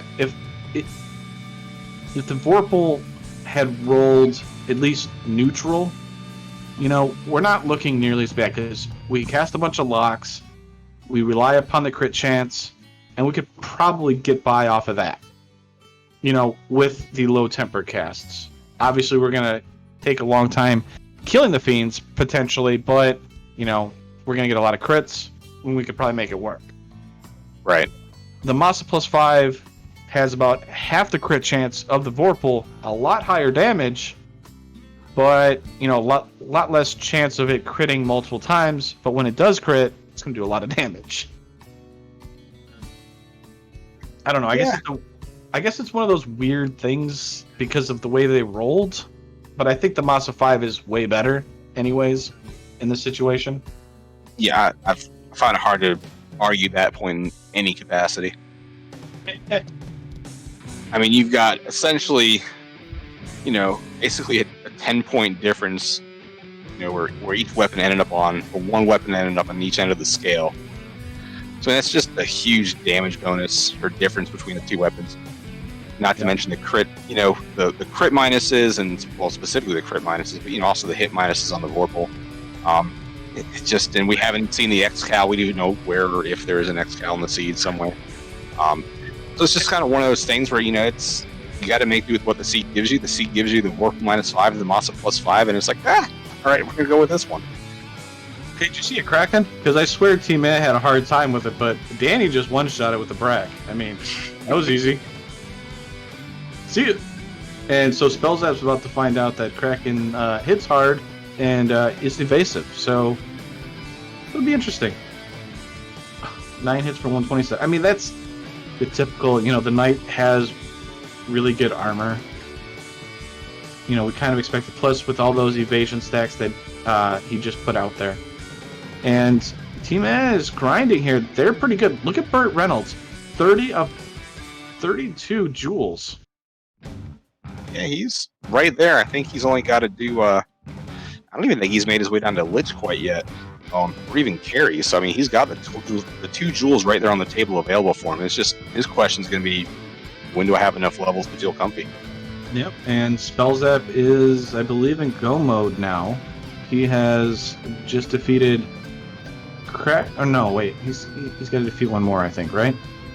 I'm pretty sure that should be it. We'll see once we get a glimpse at his start menu. I think he was at 31 of 32, or right about there, before he killed Kraken. Kraken gives him 4, so that should have, pushed him over the threshold for what he needs to enter Topher. Yeah, and it's interesting because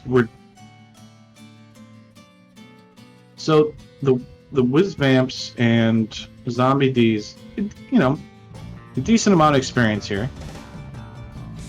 I don't think they're giving nearly as much as the Three Eyes were and the Wizsehag and the Gershark. So Yeah, I was seeing like a 5K pool come out. he was one short. He heard that from Danny that there was a shard there. Heads up play by Spellzap. He's now in go mode. Now we're going to check these, I guess, cheeky checks, if you want to call it, because a lot of people will forget about it, myself included. And lo and behold, there is a ribbon just chilling there. So 3 ribbons. I mean, better trap treasure. It kind of screams, "Hey, check the TOF boxes before you dive in." True.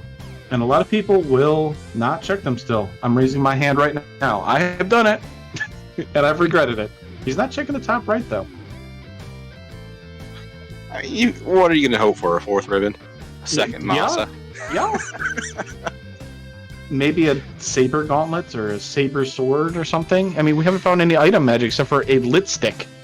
Yeah, I think that'd be the only thing we'd be looking for in this particular seed. Lit one stick hype. So yeah, so right around the hour 23, we'll call it 24-second mark, we got Spells Up entering Topher. Got a lot of Whizvamp Zombie D's on the stream between himself and Jat. You know, Spells Up running past him, Jat still working on that grind. Right. Danny's making her way across the bridge to go visit El Robo Pollo. Yeah. I mean, just over the vanilla HP, you can essentially just nuke and fade him, really. He didn't really cast a whole lot of stuff that we've seen. Rub was his first spell.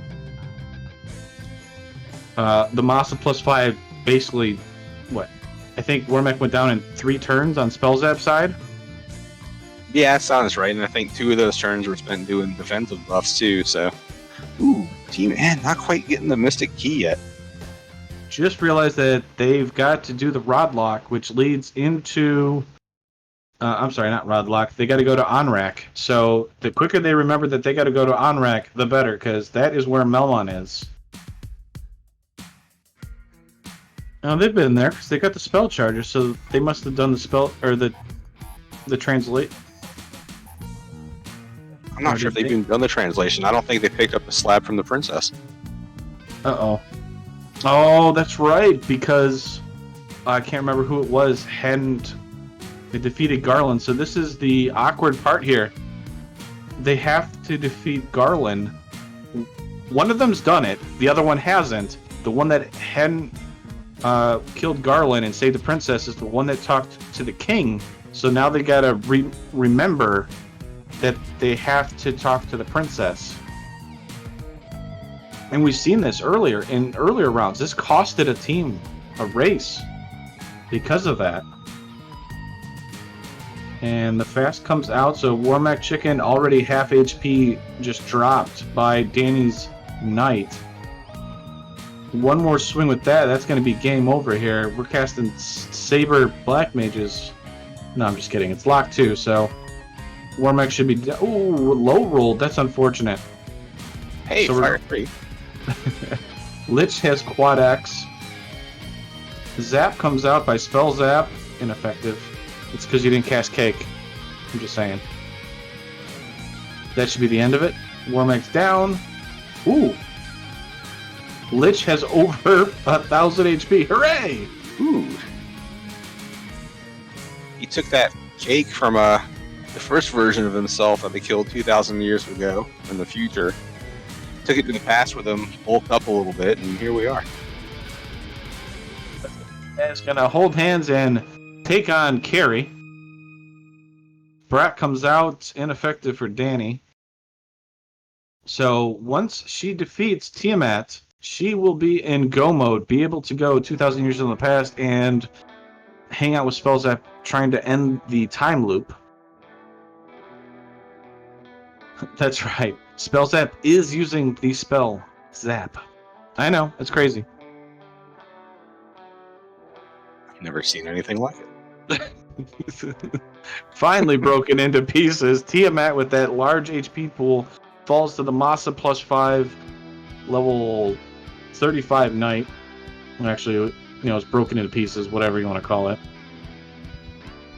Team Ed needs to get to Temple, or needs to either A, go to Temple of Fiends, beat Carlin, save the princess, then talk to the princess in Crescent, or in Canaria Castle, or the person that's already saved the princess needs to go to Canaria Castle and talk to it. So, a very strange thing on the right-hand side for Team Ed. Because you can see it right here. Bert is looking over his notes. What did we miss? Gonna probably look at his items. What haven't we done yet? Yeah, and at this point in the game, I mean, you can kind of deduce there's nothing loose because I mean we know there's 3 dead locations, so it's kind of written there. So your options are, what NPC did I miss? So you just got to go back over your notes, kind of figure, okay, where are all these locations at? Let me just go and pay a visit to everybody. I don't hate his writing though. It looks like he's just picking up the fiend kills on the way while he tries to deduce what he missed or what he and his partner Jada missed. That way, as soon as they get the key, they can just zip right off the Topher and hit on it. Yeah, top left, Crescent Lake Party Planner spells that doing very well. Looks like Carrie. Oh well, almost commented Chris that one. Zoe almost got back road. I'm just gonna keep it quiet over here. But so Carrie hasn't really done much. Attacked decently hard, not too bad. We got the Cure 4, no problem. Non-elemental spells are being, sent out. Masa +5 doing about 602 damage, so we're looking pretty good. Ooh, Spell Zap gets zapped. Everybody survives. OP advantage for having the name Spell Zap. Mm-hmm. Big hit variance on Carrie went from 600 to 166, but it was enough to get her down. Right? Kind of funny. And looks like Team A is going to take on Bert's going to take on a turquoise version of Warmech. Like he just found out about Plastidip. It just became a thing. He wanted to, kind of do some styling and profiling, and here we are. Right. And Danny's gonna get her 3rd ribbon. I can't blame her. It'd be silly. It's like, oh hey, the first chest in TOF has got a ribbon. Go get it. I mean, you'd be kind of hard pressed to skip that up once your partner told you it was there. Else is gonna laugh. They probably laughed and told Jad, his partner, yeah, so Warmech's really not that dangerous. Do you see what's going on Spell Zap side there, Dengwu? No, what's that? We're going to see some White Samurai strats. Oh, White Samurai. Well, I mean, a Masa +5 definitely makes the White Samurai a whole lot better. What is White Samurai, for anybody that doesn't know? Basically, we put everything on the White Wizard because the White Wizard has Ruse, has Cure 4, has all the safe abilities to keep it safe, and we're going to rely upon that Masa +5 that can be equipped by the White Wizard to do the damage, if anything goes wrong. Yeah, and luckily we do have a backup, between, I think Life was level 3, Life 2 is level 5. We do have 2 life casters on that side. Bert finding the slab from the princess, so he's kind of put pieces together. He's in go mode.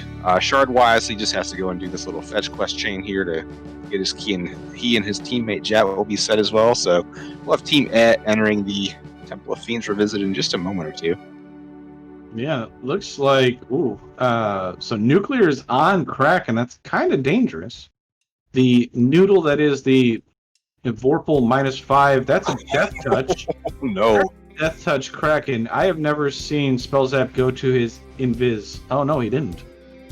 So that White Wizard must be fully evaded. If we get an unlucky crit, this could be very bad, by the way. I mean, even if we don't get an unlucky crit, I mean, if we start seeing the skills loop around, that can drain those Cure 4 charges pretty quickly. You're definitely right, but I would rather see Kraken casting over attacking, because if you get a crit, one crit could activate that Death Touch. Oh. This is a crit, though. This is a crit, though. Yep. Crit loop for the win. RNG loop. We're able to take down Kraken. we don't have to worry about it because we're always going to do 300 and 251 damage, or 3 hits for 251, and Kraken's always going to miss, so that's fine. Well played by Spellzap using the White Samurai to great effect. I mean, like you said, that's just heads up use of that roost spell and how important it is when you don't have access to defense sword on your big guy up front. Yeah, I mean, that was terrifying too, because if he had been slower on the evasion or anything like that, that Kraken could have ended a lot of things very quickly. Holy, that death touch. That is terrifying on Kraken. Oh yeah, and I know a lot of commentators will sit there and say, but if you wipe out, at least you have the information. Yeah, but you don't want to wipe out, not when it's the first match of a best of 3 for the semifinals of the co-op. You want to try and get in and get out as quick as you can. Yeah, and the death touch is it's so hard to really explain the RNG behind it, because even if you have evasion stacks, if you don't have enough of it and one hit gets through, you could go down. Yeah, and sometimes it's that's what you might see happen. So I'm sure Spellzap has given that information to Danny. I fully expect her first turn to be entirely defensive until her big damage dealers are hopefully protected from the death touch. Yeah, I would highly suspect that she's probably going to do the same thing. I think that's the best way to attempt it, definitely, is to use the White Samurai against this Kraken 2 in particular. So something you may not have noticed is on the right-hand side of the screen, Team they're entering Topher. They picked up their ribbons, they're saving, and we're about to have all 4 runners on the screen and Topher at the exact same time. So this is a very close race still. Yeah, this is definitely one wipe away by Crystal Lake Party Planners to make this a very spicy finish. But if they play it clean, they play it consistently, I don't think Team A can make up the difference. But a lot of things can happen. Is the Team A2 goes down, it doesn't show much. I don't think Spellzap lost many light warriors except for from Kraken's the death touch. So I mean, it's a randomizer, so I mean anything can still happen at this point.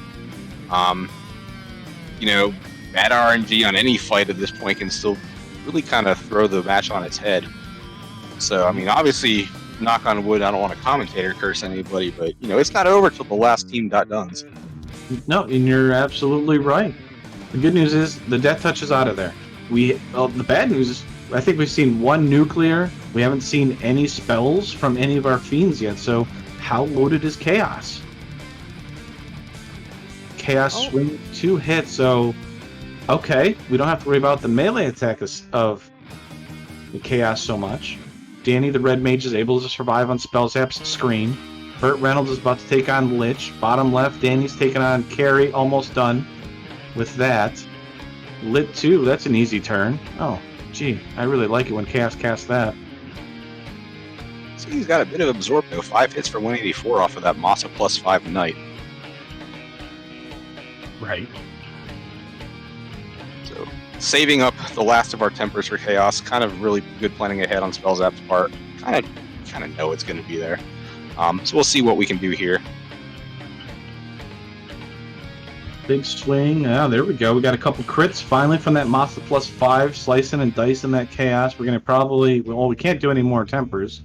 We had to spend a couple on our White Samurai during Kraken pull.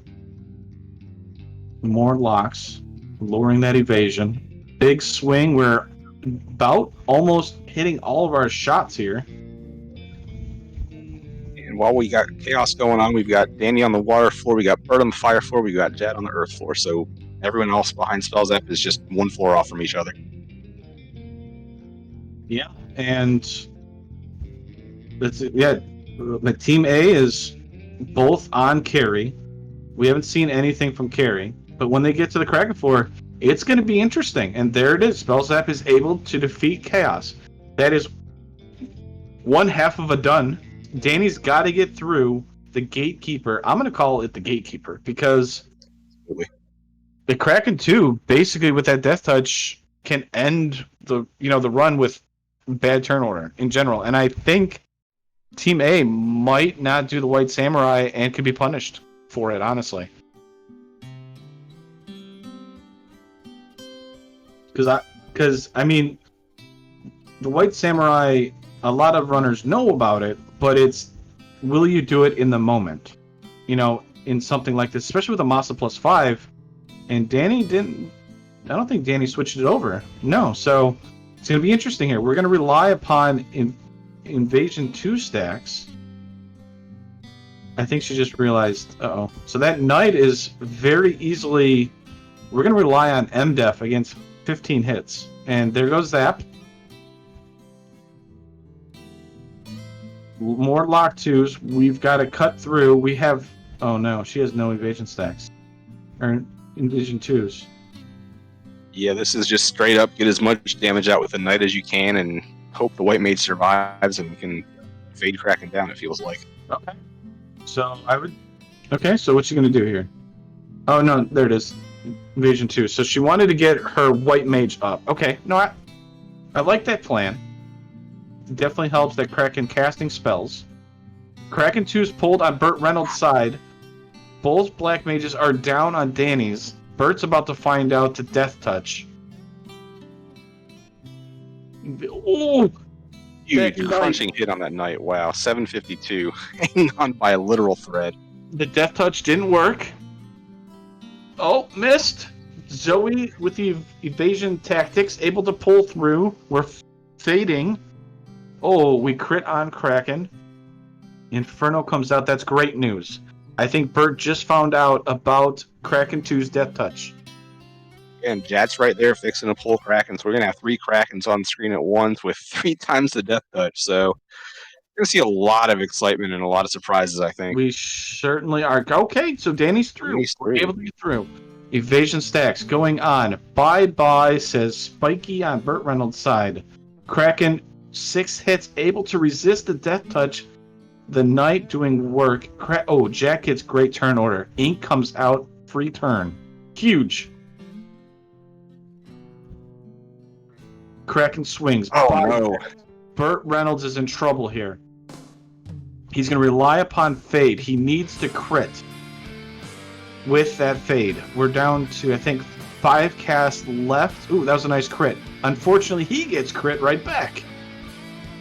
Fade charge again, 152. Nuclear finishes it off with exact. Oh, no.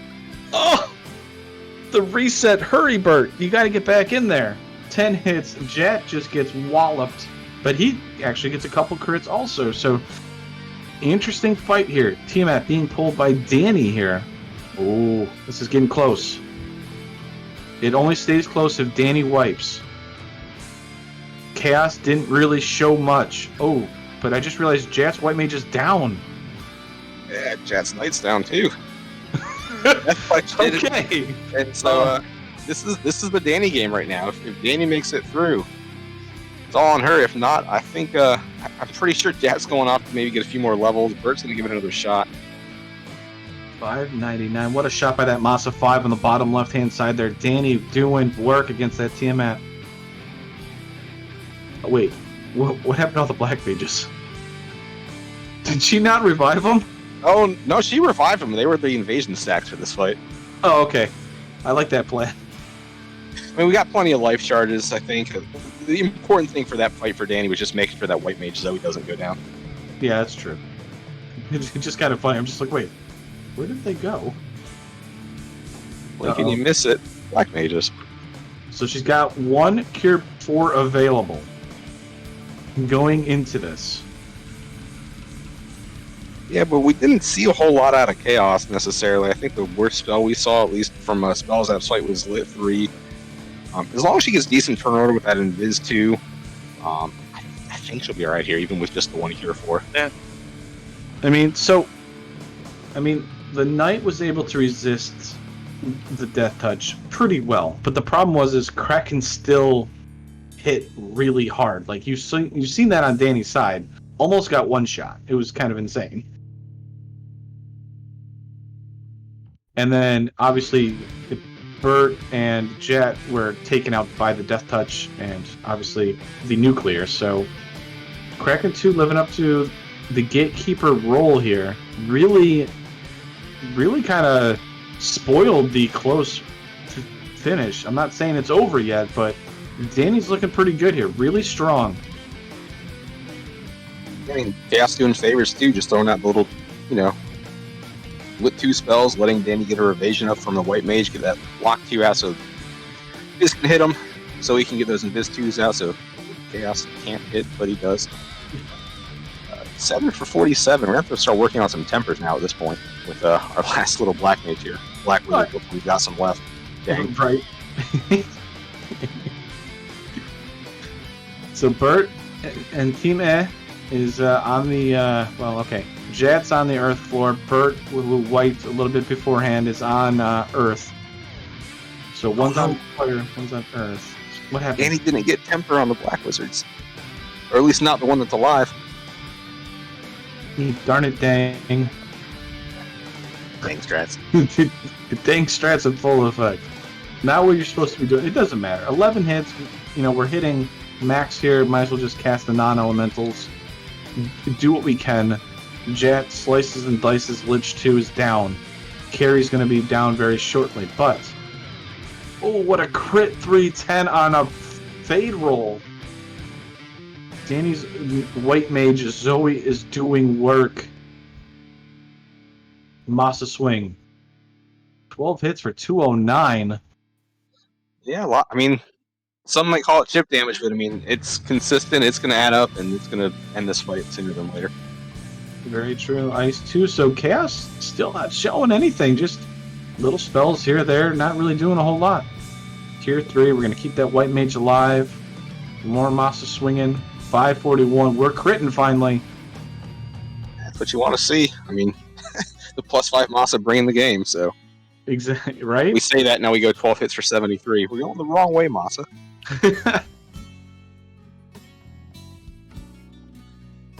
Yeah, Chaos has nothing dangerous. I think the worst was Blaze. Oh, Danny gets Chaos down. Crescent Lake Party Planners take game 1 of the series.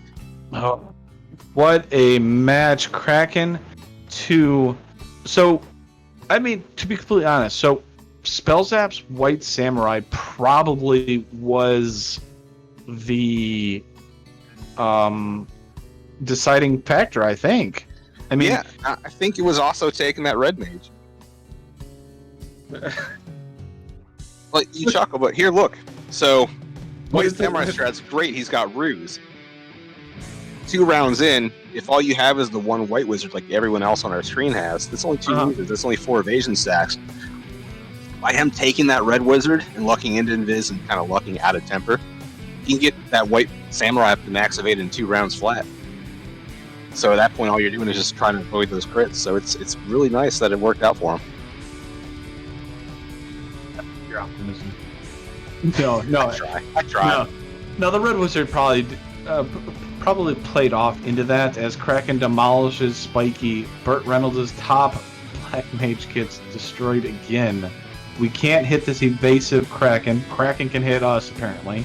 There's the Death Touch. Danny goes down. Oh, no. We have a Night, a Hope, and a Dream. A Night, a Hope, and a Dream. And we don't have any more evasions. Kraken can still hit us. So far, we're fighting off that Death Touch. Yeah, we still have a Nuclear coming our way, too. 1 HP! Do it! Finish it! Finish it, Jet! Oh! Alright.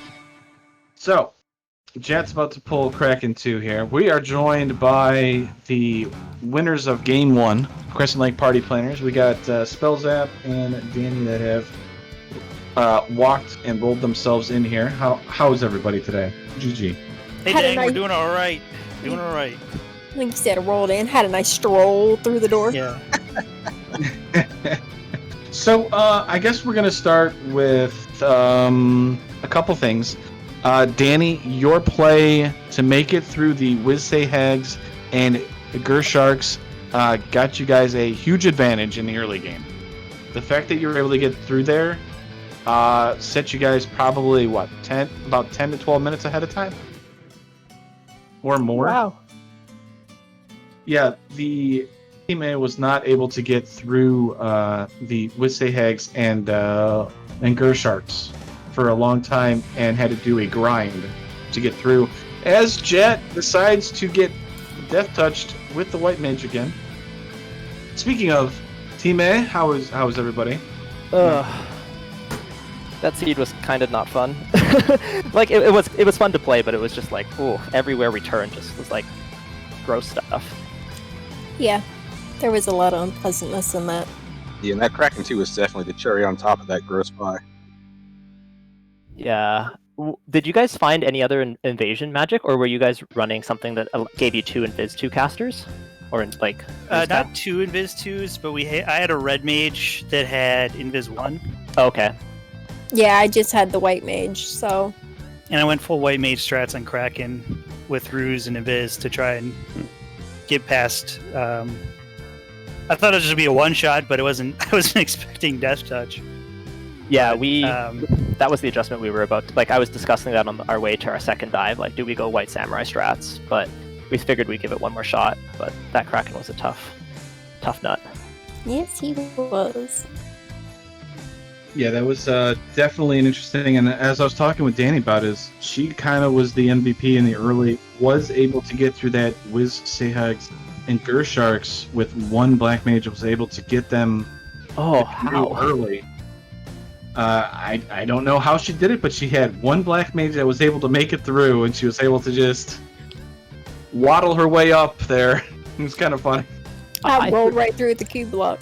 I threw like 3 or 4 lit 2s at it my first go around, and they didn't die, and my whole party was wiped in stun touch, so I was like, okay, I need a bunch of levels to get through this, and I barely got through even at level 15 or so. Yeah, I got through with my black mage zap.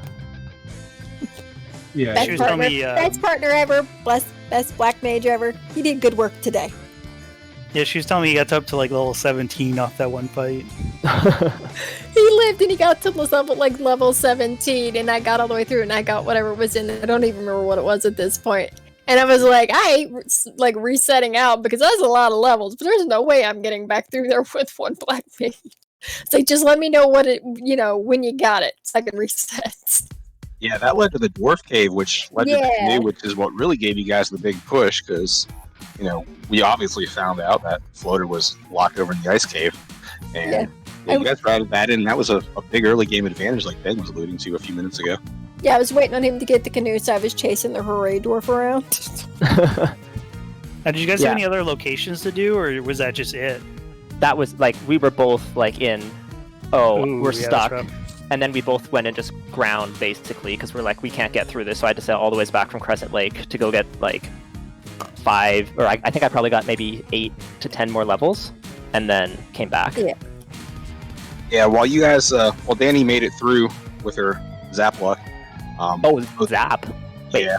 Well, her... No, my black No, mage. Black Mage, exactly. Oh, yeah.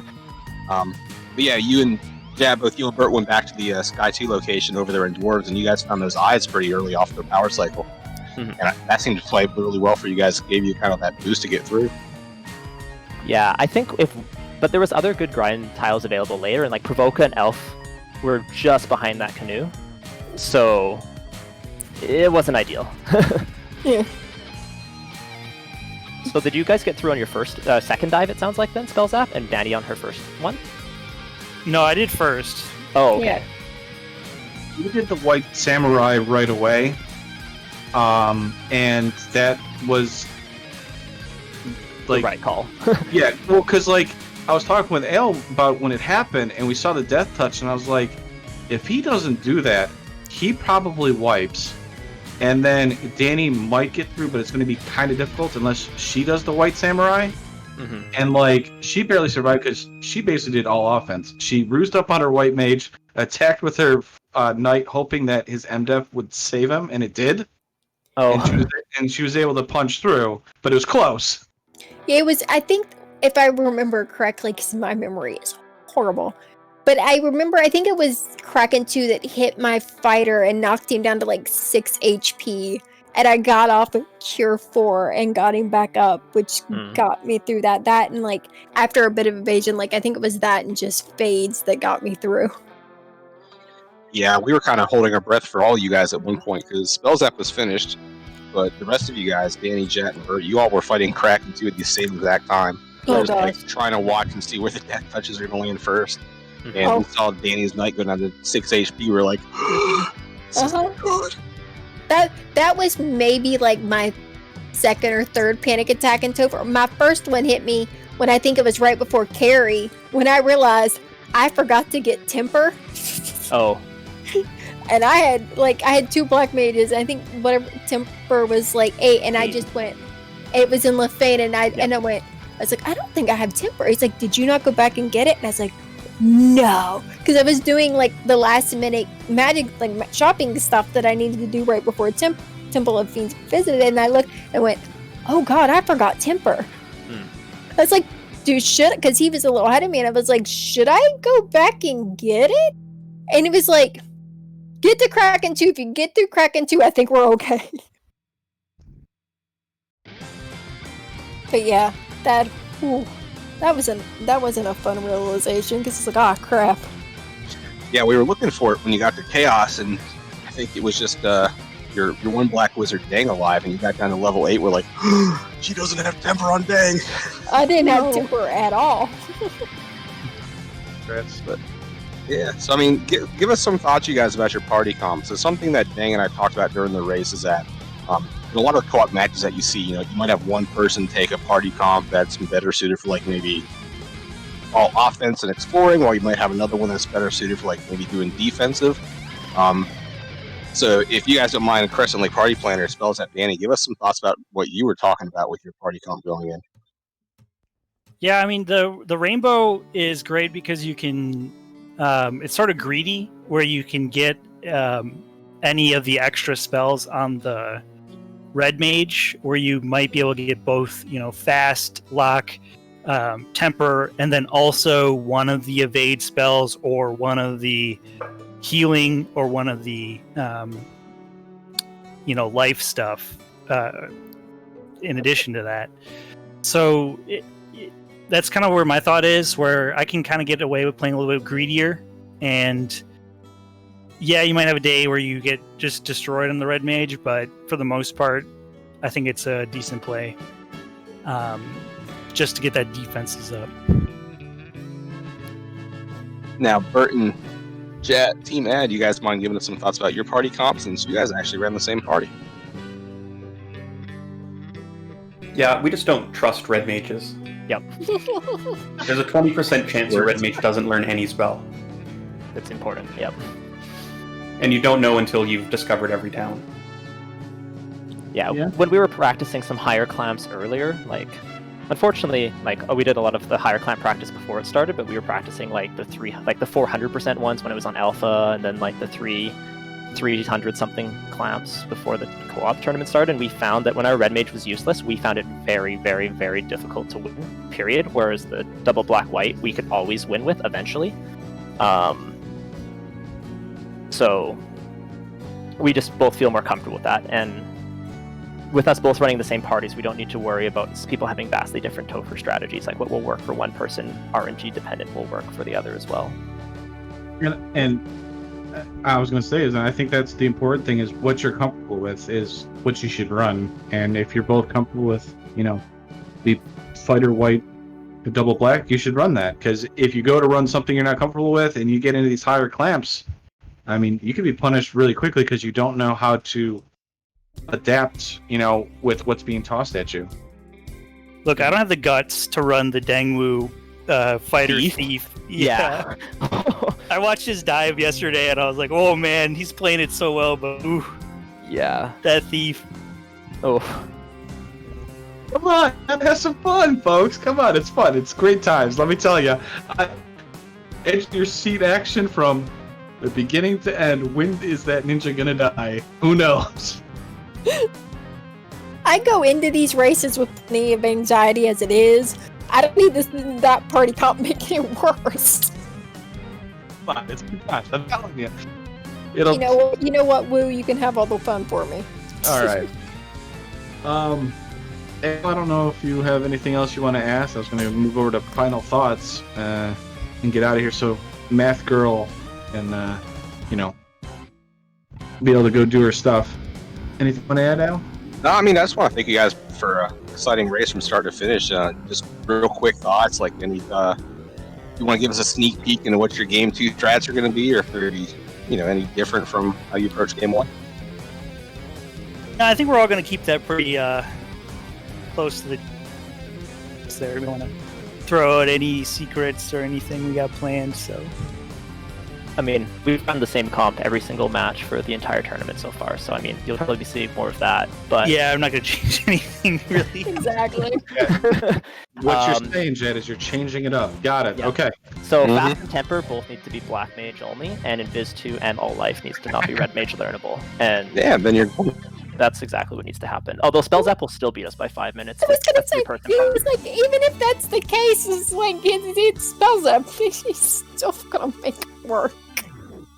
But that's why I take the fighter white double black, because I need to make sure I have all that stuff.